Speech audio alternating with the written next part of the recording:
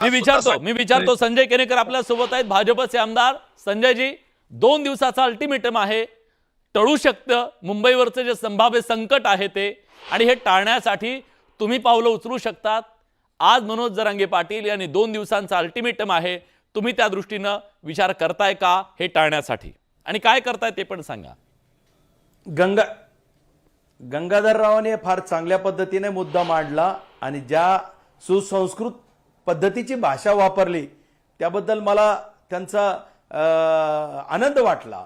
परंतु हीच भाषा जर जरांगे पाटलांनी वापरली असती तर निश्चितपणे याला चांगली दिशा मिळण्याचं काम खऱ्या अर्थाने या सरकार करतंय आणि ते करणारही आहे.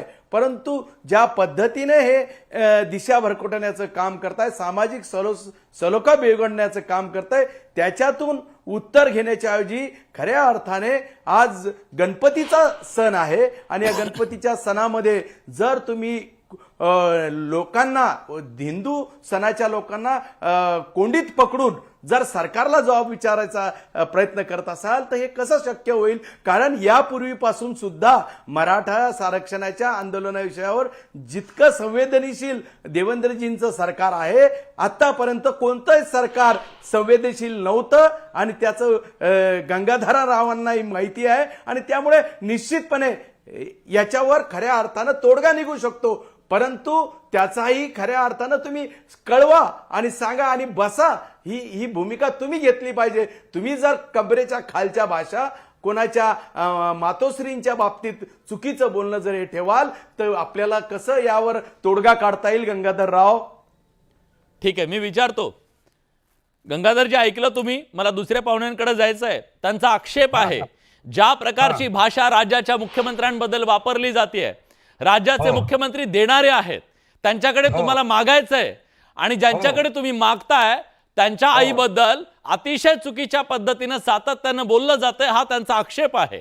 आज दिवसभरात भाजपचे सगळे नेते ज्या पद्धतीनं या गोष्टीचा तीव्र निषेध नोंदवतायत, तुमच्यापर्यंत ते पोहोचलं का की सरकारला हे अजिबात आवडलेलं नाहीये जी भाषा आंदोलकांकडून वापरली जाते?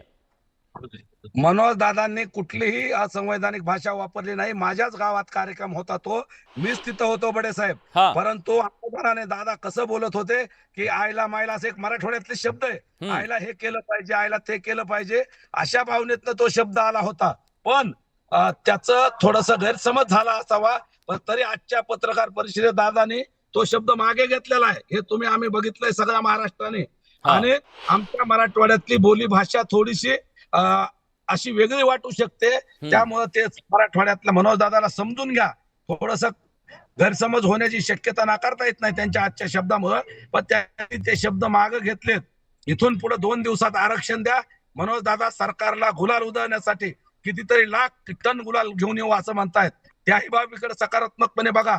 फडणवीस साहेबांचा उल्लेख ते आता कधीही चांगल्या पद्धतीने करतायत, तेही बघा. एखाद दुसरा मराठवाड्यातला शब्द तो हाताला धरून तेवढाच भरून त्याच्यावर वाद निर्माण करू नये, हे सुद्धा मी केनेकर साहेबाला आणि आपल्या उपस्थितांना सांगतोय. ठीक आहे, एखाद दुसरा शब्द गेला असेल, पण तो मराठवाड्याची भाषा आहे. कधी कधी ग्रामीण बोली भाषेत खेड्यापाड्यातले शब्द ते तुम्हाला शहरामधल्या बांधवांना कदाचित ते चुकीचे वाटू शकतात, परंतु त्याच्या मागे ती भावना नाही. मनोज दादा ही आहे की मी विचारतो मला बाकी पाहुण्यांकडे पण जायचंय. आपणही गंगाधरराव, आपणही मराठवाड्यातले आहात. आपली जीभ का घसरत नाही? गंगाधरराव, आपणही मराठवाड्यातले आहात. आपली जीभ का घसरत नाही? आतापर्यंत आपण किती चांगलं बोलतात, मी तुम्हालाही जाणतो. तुम्ही कधीच तुमची जीभ घसरू दिली नाही. स्वभाव असतो केनेकर साहेब. ते जालना जिल्ह्यात राहतात, मी बीड जिल्ह्यात. त्याच्यात थोडस जिल्हा इथं एक गाव बदलल्यानंतर भाषा बदलते. संभाजीनगर समजून घ्या, भावना समजून घ्या. शब्दापेक्षा त्यांच्या मनातल्या भावना या आहेत की गोरगरिबाला आरक्षण मिळालं पाहिजे. आत्महत्या ओबीसी आंदोलक नवनाथ वाघमारे आपल्या सोबत आहेत. नवनाथजी,